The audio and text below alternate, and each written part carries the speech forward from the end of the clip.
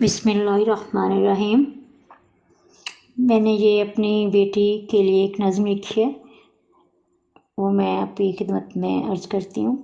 सुन मेरी गुड़िया रानी, सुन मेरी गुड़िया रानी, तुमसे ही है मेरी कहानी। तू आती थी पहले ख्वाबों में, तू आती थी पहले ख्वाबों में, अब तू है मेरी जिंदगानी।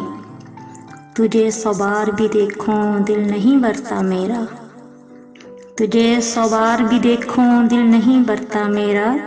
तुम्ही से है मेरी सांसों में रवानी।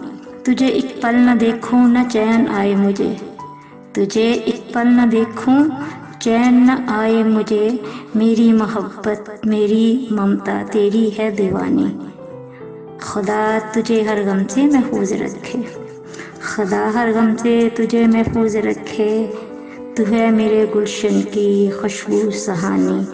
सुन मेरी गुड़िया रानी, तुमसे ही है मेरी कहानी।